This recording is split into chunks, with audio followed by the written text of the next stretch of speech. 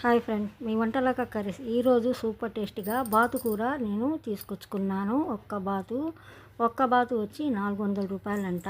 కానీ ఎలా ఉంటుందో టేస్ట్ అని నాకు ఒక ఐడియా వచ్చింది. ఇప్పుడు దాకా నేను వండలేదు ఫ్రెండ్. అందుకోసం ఆ బాతు ఎలాంటిదంటే నీళ్ళలో ఉంటుంది, కోడిలాగా. అందుకోసం వెళ్ళి అక్కడ నీళ్ళలో పట్టి ఏరే చోట పెట్టి అమ్ముతున్నారు. చూసి ఒకటి తీసుకున్నాను. బిస్మిల్లా చేయించేసి తీసుకొచ్చుకున్నాను కూర. అక్కడి వాళ్ళు నీటుగా జుట్టు అంతా పీకేసి నీటుగా కాల్చి ఇచ్చారు, ముక్కలు కట్ చేసి ఇచ్చారు.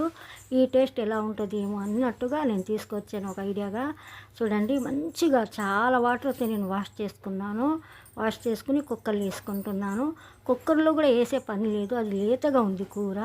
చూడండి, నూనె వేసుకుని నేను పసుపు వేసుకుని తగినంత రాళ్ళు ఉప్పు వేసుకొని కుక్కర్ మూత పెట్టుకుని ఒక 2-3 విజిల్లు పెట్టుకుంటాను నేను. చిన్నగా ఉప్పు పసుపు నూనె అంతా కలబెట్టేసి నేను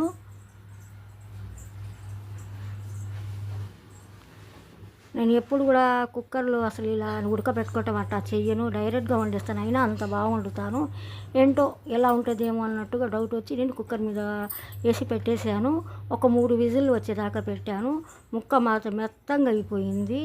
చూడండి, ఇది 3వ విజిలు.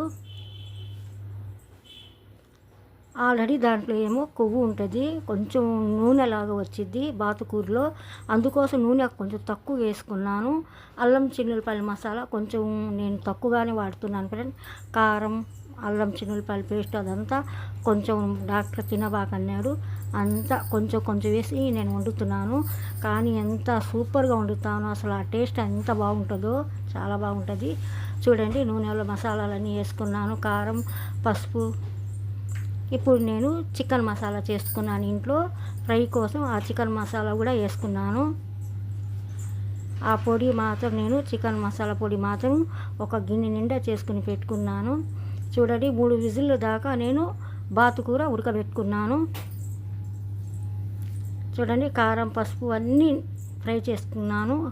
దాంట్లో మాత్రం ఎంత అయినా కూడా కొంచెమైనా వాటర్ వచ్చింది. ఆ వాటర్ అంతా నేను పీల్చేదాకా ఫ్రై చేసేస్తాను. చూడండి, ఒక్క దెబ్బకి 2 నిమిషంలో వాటర్ అంతా పీల్చేయింది. ఈ వాటర్ కొంచెం ఇంకా మరిగేదాకా నేను బాగా ముక్కకు పట్టేసింది మసాలా అంతా. కారం పసుపు ఉప్పు అంతా మసాలా అంతా ముక్కకు పెట్టేస్తే ముక్క కూడా మెత్తంగా చాలా జ్యూసీగా బాగుంది. మొన్న కూడా ఒక వీడియో తీశాను. ఆ వీడియో మా అమ్మాయి పెట్టలేక, హెల్త్ బాగలేక పెట్టలేదు ఫ్రెండ్. అది మాత్రం మంచి కరకరాలాడినట్టుగా ఫ్రై చేశాను నేను. చూడండి, ఫైనల్ నేను కొత్తిమీర వేసుకున్నాను. ఇది మనకి కాలాలో చెరువులో ఉంటాయి ఆ బాతులు. అది అందరూ తీసుకొచ్చి అక్కడ అమ్ముతున్నారు. ఎప్పుడు నేను ఎరగను, కానీ ఈసారి ఫస్ట్ కావాలని తీసుకున్నాను. కరివేపాకు కొత్తిమీర వేసుకున్నాను. ఫైనల్ లెమన్ జ్యూస్ వేసుకుంటున్నాను. మళ్ళీ ఇంట్లో దంచిన గొడ్డు కారం వేసుకున్నాను.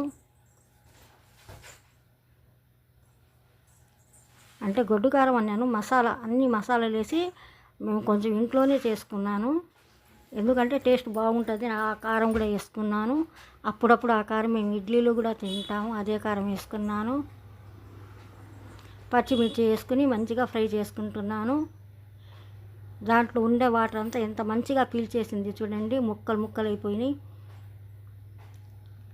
రవ్వంత వాటర్ లేకుండా పైకి నూనె తేలేదాకా మంచిగా ఫ్రై చేసుకున్నాను. లాస్ట్ ఫైనల్ వచ్చి నేను కొత్తిమీర, కరివేపాకు అన్నీ వేసుకున్నాను, పచ్చిమిర్చి. ఇప్పుడు నేను స్టవ్ ఆఫ్ చేసేసాను. బాతుకూర ఫ్రై రెడీ అయిపోయింది. ఇప్పుడు నేను చింతపండు చారు చేసుకుంటున్నాను. వాటర్ వేసుకున్నాను, చింతపండు, రాళ్ళు ఉప్పు పసుపు. స్టవ్ ముట్చేసి గిన్నె పొయ్యి మీద పెట్టేశాను. కానీ దాంట్లో మాత్రం చింతపండు చారు ఎంత బాగుందో, సూపర్గా ఉంది. దీంట్లో పచ్చనపప్పు, కందిపప్పు, జీలకర్ర, ఎండుమిర్చి, కరివేపాకు తీసుకున్నాను. ఇదంతా కొంచెం లైట్గా పల్స్లాగా కొట్టేస్తాను, మరీ మెత్తగా ఉంటే బాగుండదు. చూడండి, నేను మిక్సీ పట్టినాక చూపిస్తాను మీకు. ఇలాగ ఉండాలా, ఇలా ఉంటేనే మనకి చింతపండు చారు చాలా సూపర్గా ఉంటుంది, భలే బాగుంటుంది.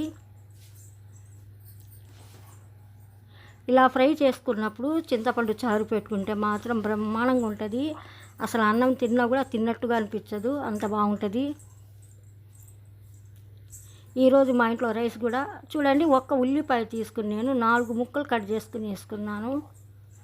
నాకు మాత్రం దేంట్లో కూడా ఉల్లిపాయ ఉండాలా, ఎందుకంటే అది తినకపోని ఆ టేస్టే వేరుగానే ఉంటుంది.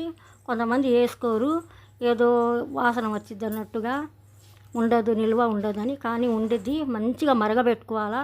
మంచిగా మరగబెట్టుకున్నాక తాలింపు కూడా మంచిగా ఫ్రై చేసుకుని ఆ తాలింపు కూడా వేసుకున్నాక మళ్ళీ మరగబెట్టుకోవాలి. అప్పుడు మనకి 2-3 రోజుల దాకా నిల్వ ఉంటుంది, భలే బాగుంటుంది. చూడండి, నేను తాలింపు కూడా ఫ్రై చేసుకుంటున్నాను. కొంచెం నెయ్యి వేసుకోవాలనుకున్నాను, నెయ్యి వేసుకుంటే ఆ టేస్టే మారిపోయింది. కరివేపాకు వేసేసాను ఫైనల్. చూడండి, తాలింపు మంచిగా ఫ్రై చేసుకున్నాను. కాలిపోతుంది ఫ్రెండ్స్ నా చెయ్యి అప్పటికి, సెగ ఎండ ఉంటుందిగా, అందుకోసం కొంచెం జాగ్రత్తగా చేసుకుంటున్నాను. అది కాక మా అమ్మాయి ప్రెగ్నెంట్గా ఉంది కదా, ఆ సెగకి పిల్ల కూడా ఈడో తీయలేకపోతుంది, దూరంగా నిలబడిపోతుంది.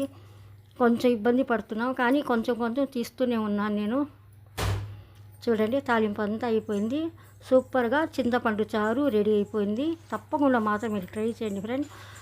తాలింపు వేసుకున్నాక ఒక 5 నిమిషాల దాకా హై మీద పెట్టుకుని మంచిగా మరగబెట్టుకుని ఒక గుప్పెడు నిండా నేను కొత్తిమీర వేసుకున్నాను. ఈరోజు మాత్రం మా ఇంట్లో రైస్ మాత్రం మెత్తంగా వండేసాను, ఎందుకంటే అమ్మాయికి అరుగుదల తక్కువ ఉందని. చూడండి, రెడీ అయిపోయిందని నేను చెప్తున్నాను మీకు. ఒక కడాయిలో వచ్చి నేను చింతపండు చారు వేసుకుంటున్నాను. వేడిగా ఉంది. అన్నం మాత్రం ఈరోజు కొంచెం మెత్తంగా ఉండాలనుకుని ఇంకా మెత్తంగా అయినా కూడా ఈ చింతపండు చారు చాలా బ్రహ్మాండంగా ఉంది. చూడండి, నేనే వేసుకున్నాను, ప్లేట్లో అన్నం వేసుకున్నాను, రైస్ వేసుకున్నాను, చింతపండు చారు పెట్టుకున్నాను.